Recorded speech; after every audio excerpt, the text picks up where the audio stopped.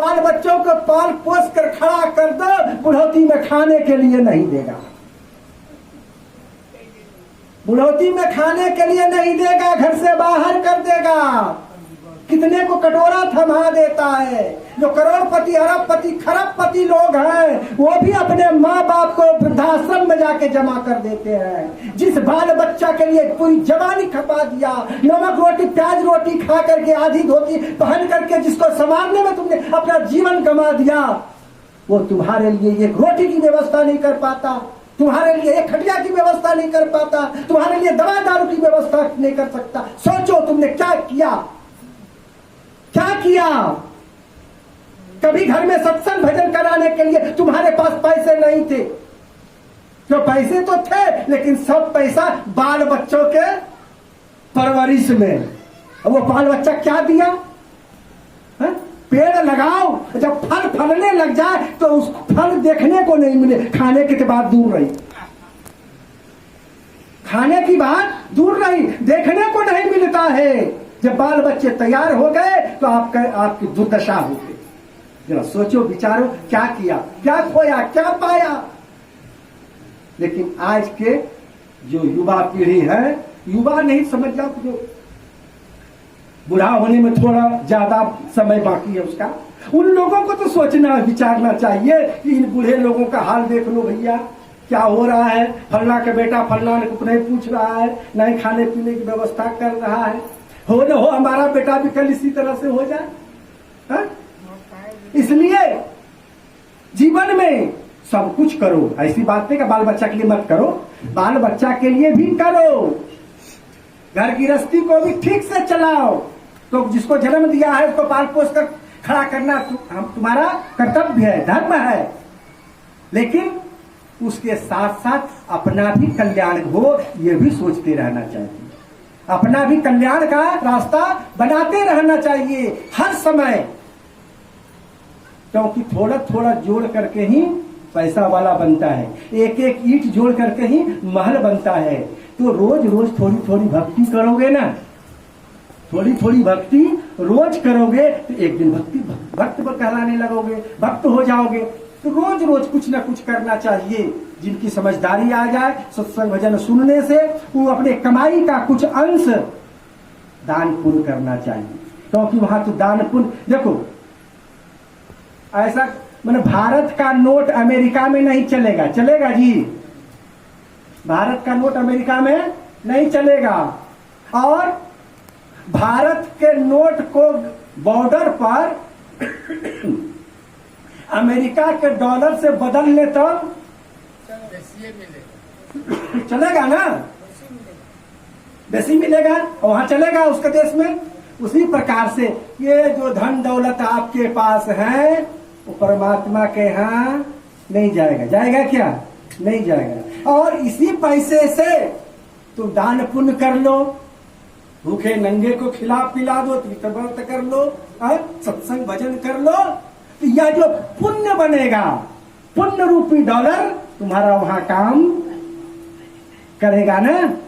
इसलिए अपने जीवन में ही जो कुछ करना हो अपने जीवन में करते जाओ। कमाई का आधा भाग परिवार के परवरिश में लगाओ, कमाई का आधा भाग परिवार के परवरिश में लगाओ, आधा भाग का आधा भाग अपने बुढ़ौती के लिए निश्चित रूप से उसको जमा करके रखो। और जो एक कोना 25% है उसको दान पुण्य करो, तीर्थ व्रत करो, घूमो फिरो, अपनी जिंदगी को अपनी तरह से अच्छी तरह से जियो। ये जीने की तरीका है, ये जीने की कला है। इस कला को संत सिखाते हैं, इसको सीखोगे और इस पर चलोगे तो अभी भी सुखी रहोगे, बुढ़ौती में भी सुखी रहोगे। क्योंकि बुढ़ौती में यदि गड्डी रहेगा न कमर में तो बेटवा पुत्र हुआ जरूर रोटी देगा, बुढ़वा के छह अभी तो कुछ बचा करके भी रखो। और जो जीवन भर दान पुण्य किया है, यदि मर जाओगे तो जमराज तुम्हारे पास नहीं आएगा। कबीर जब मर जाए पुकार, ज्यादा लेट हो गई, बोलिए प्रेम से सतगुरु कबीर साहेब की जय। 1 घंटा 14 मिनट धारा है, बह जाती है तो इधर बह जाती है, उधर बह जाती है। तो बहुत बहुत धन्यवाद है आप लोगों को। सबसे ज्यादा धन्यवाद तो हमारे इस गृहपति को देना चाहिए हैं कि इन्होंने यह कार्यक्रम रखा, जो हमको भी आने का अवसर मिला और आप लोगों को भी आने का अवसर मिला, मेरे को भी कुछ सुनाने का अवसर मिला और आप लोगों को सुनने का भी अवसर मिला। यह गृहपति धन्यवाद के पात्र हैं, आशीर्वाद के पात्र हैं। आप सभी को मिल करके इनको आशीर्वाद दीजिए, इनकी मंगल कामना कीजिए कि इस परिवार का दिन दुगनी रात चौगनी तरक्की हो। मैं तो सतपुरुष परमात्मा से प्रार्थना करता हूँ, हे परमात्मा ऐसे परिवार को दिन दुगनी रात चौगनी तरक्की दो, ताकि समय समय पर ये आनंद आरती का आयोजन करे, सत्संग का आयोजन करे, संत महापुरुषों को बुलावे, भक्तों को बुलावे, एक मुट्ठी उसको भोजन करवावे। इतनी शक्ति तो दो, क्योंकि हमारे यहाँ तो कहा जाता है कि हे साईं, हे परमात्मा, हमको उतने तो मांगते भी तो नहीं ज्यादा।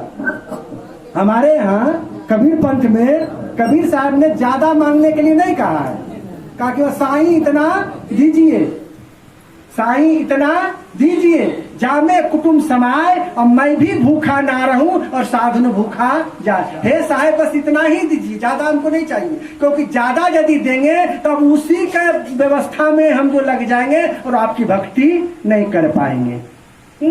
तो इतना ही दीजिए जिससे कि मेरा पेट भर जाए, मेरे बाल बच्चे का परवरिश हो जाए और हमारे दरवाजे पर जो आ जाए अतिथि उसकी सेवा हो जाए। उससे भी कुछ यदि उबर जाए तो साल में एक आध बार संत महापुरुषों को बुला करके आनंद आरती चौका का कार्यक्रम कर ले, सत्संग भजन कर ले, कुछ दान पुण्य कर ले, कुछ 10 आदमी का हाथ धुला ले, यही सब तो साथ जाने वाला है। ऐसा जो जो करोगे, ऐसा जो जो करोगे वो अपने जीवन में पाओगे कि दिन दुगनी रात चौगनी तरक्की करोगे। इसमें कोई संदेह नहीं, इसमें कोई संदेह नहीं कि एक बीज जो खेत में डालता है वो एक मुट्ठी अनाज पाता है कि नहीं पाता है। जो 1 रुपया धर्म के नाम पर खर्चा करता है उसको 10 रुपया मिलता है, जो 10 रुपया खर्चा करता है उसको 100 रुपया मिलता है, जो 100 रुपया खर्चा करता है उसको 1000 रुपये का लाभ होता है। न तो एक साल नोट करके तुम देख लेना कि इस साल हमको कितना बचत हुआ, इस साल मुझे कितना बचत हुआ। दूसरे साल तुम कुछ दान कर देना, फिर देखना उस दान 10 रुपया किए हो तो अन्य बचत के साथ दान का 100 गुना 100 रुपया ज्यादा तुमको बचेगा। करके देखो तभी तो इस प्रकार से इस भक्त ने वीरेंद्र दास जी ने, हमारे यहाँ तो दासी जी चलता, मंडल नहीं चलता है, कोई दिक्कत तो नहीं।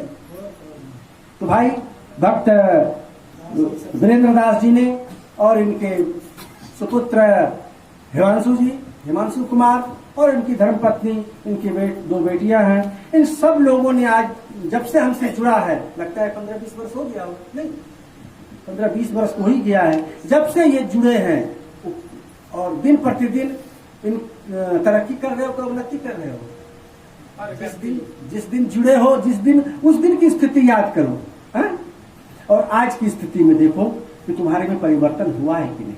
और आप लोगों को भी कहता हूं कि आप देखो कि जब भक्ति लाइन में नहीं जुड़ा था तो कितने में था और अभी कितने में है।